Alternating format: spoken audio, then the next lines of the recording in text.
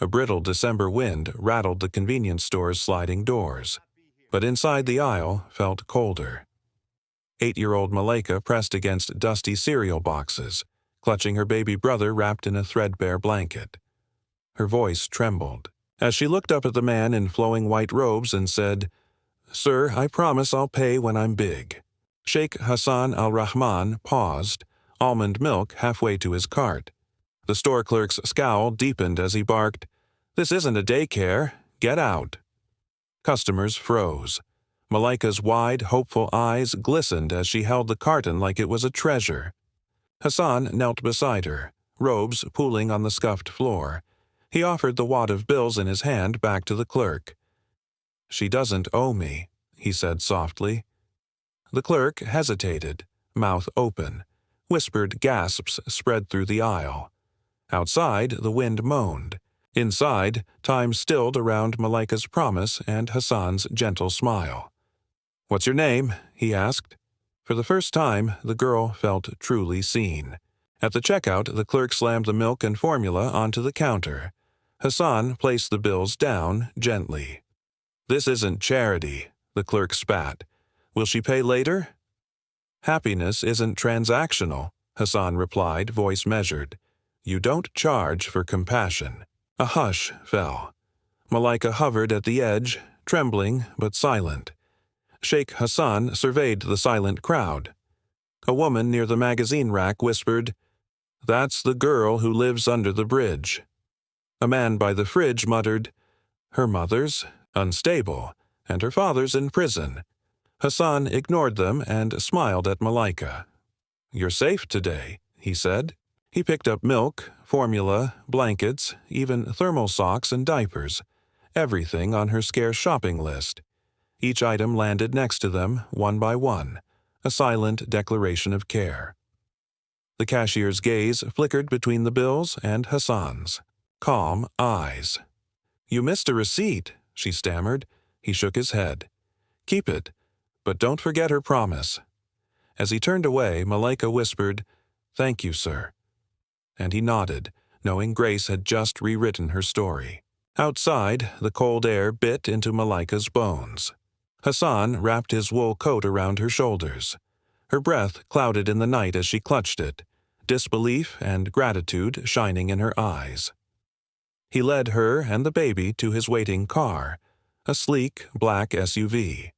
Neighbors peered from doorways. Some crossed to avoid them. No words, just silent stares. Inside, warm leather seats enveloped them. Malika nestled deeper into the coat. Hassan stared ahead, mind racing through spreadsheets and boardroom battles, none as urgent as this one. "Where do you stay?" he asked gently. She lowered her gaze. "Under the 7th Street Bridge," she whispered. "Mama sleeps there too." He swallowed. The woman's wild eyes would be backlit by passing cars, the baby's cries echoing against. Concrete pillars. "Stay by me," he said. He reserved a nearby motel room, paid the clerk without question, and handed her a room key. Malika touched the rosy hotel carpet with bare feet. "It's just for tonight," he warned softly. But as he watched her, and the baby drift into warmth, he realized his own heart had found shelter for the first time in years. In the dim motel room, Malika placed Elijah on the bed, cocooned in blankets. His soft cooing filled the silence. Sarah, their mother, emerged from behind the plastic tarp, face drawn and wary. "Where did you go?" she hissed. Malika trembled. "He helped us," she said softly. Sarah's eyes narrowed. "Who are you?" Hassan remained silent, hands in pockets. Sarah's breath hitching, she spoke through trembling lips. "City CPS?" "No," he said. "Just someone who couldn't." "Look away." He knelt beside her, offering sandwiches and cocoa. She snapped one up, skepticism melting into hunger. "You bring food," she spat, "but it's never enough." "Then tell me what is," Hassan replied. Sarah's shoulders slumped. "A way out," she whispered. "Not charity. He nodded. I understand. They talked until the rain pattered outside, revealing how survival meant more than milk. If this story moved you, tap like now and share to support families like Malika's. The next morning, under a gray sky, Hassan escorted Malika and Elijah back to the bridge. Sarah watched them from a rusted shopping cart's shadow, eyes flickering with suspicion and relief. Hassan knelt again. I want to help, he said. Sarah glared. Why? Because you deserve more than this, he replied. And I need to. Her voice cracked. People like you can't help without wanting something back. Haven't I already? He asked, pulling Malika into his coat. Sarah's defiance faltered. She took the room key from Hassan's hand. 1 week, she said. That's all, he nodded. 1 week is a start. Malika's wide grin lit the gray morning as they walked away. Sarah hesitated, then followed. Hassan didn't just hand them shelter, he offered a promise. And for once, Sarah believed. Someone kept theirs. Inside Hassan's penthouse, the city lights glittered below. 3 bedrooms, a gleaming kitchen, and real heat. Sarah's eyes darted across the sterile beauty. Hassan placed fresh pastries on the marble island. For breakfast, he said. Sarah sank onto a bar stool. Malika bounded to the window, marveling. Elijah, bouncer, gently bounced him as Hassan handed Sarah a coffee. Your turn, he said softly. Tell me your story. Sarah's throat tightened. She described nights guarding doors with broken bottles, fleeing from her past, protecting her children. Each sentence shook her voice until tears spilled. Hassan listened, silent and unwavering. When she finished, he said simply, You're stronger than you know. His words settled in her chest, warmer than any coat. Malika tugged Hassan's sleeve. Can we stay? Hassan knelt, meeting her hopeful gaze. As long as you need. And amid the plush silence, an unspoken healing began. One deeper than any winter chill. At dawn, Hassan arrived with muffins and a new coat for Malika. Room 109 was empty. Bed made, toiletries untouched. No family. Panic clawed his chest as he raced through the lobby. The clerk shrugged. They left. He scoured shelters, soup kitchens, and the park where he'd once handed out water. All blind alleys. At night, he returned to the bridge, soaked by drizzle and defeat. A solitary napkin sketch of them under the word home trembled in his hand. Just as despair settled in, a flyer on a corner store's corkboard caught his eye. A blue children's jacket found on Wilshire. He called the posted number. They were headed toward MacArthur Park. The clerk whispered, Hassan's. Heart surged. He leapt into his car, navigating through evening traffic toward Hope.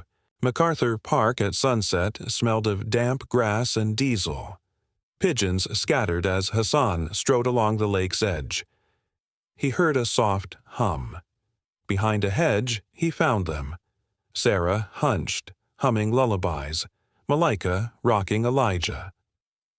Hunger and cold painted their faces pale. Anna? Hassan whispered. She froze, then smiled with relief. He knelt, cradled Elijah, and offered his coat again.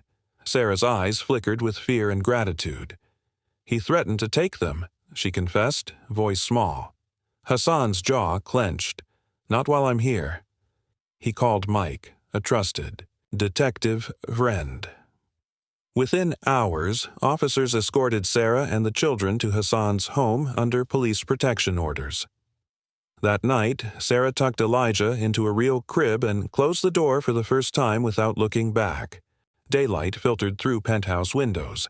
Sarah served eggs to Malika and Elijah at the dining table. Warm food, safe space. An officer arrived with paperwork, restraining orders, and shelter referrals. Sarah's hands trembled as she signed. Hassan watched, pride and relief mingling in his eyes. That evening, Darnell's name surfaced. Elijah's father, a threat resurfaced. Sarah's breathing caught. Hassan placed a steady hand on her shoulder. "You don't face this alone." She squared her shoulders and met the camera that recorded his boardroom no more. With Hassan's support and legal protection secured, she filed her own statement, reclaiming power over her life. Malaika drew a family portrait on a napkin. Man, woman, girl, baby, and wrote "trying" above. Hassan folded it into his wallet. Weeks later, Sarah led a writing workshop, still standing, sharing her story with survivors. Hassan sat in the audience, tears in his eyes. At home, laughter echoed from the living room as Malaika and Elijah played. Sunlight warmed the penthouse like a promise kept. On the balcony, Sarah found Hassan gazing at the city. "Thank you for not walking away," she said. He shook his head. "You never did." She smiled, hope and love luminous in her gaze. As twilight fell, Malaika tugged them inside to finish dinner. On the table lay a new napkin, a stick-figure family hugging under "home." Sarah and Hassan exchanged a glance. Their journey wasn't over, but they had each other, and that was enough. If you believe in second chances, like and subscribe for more true stories of hope.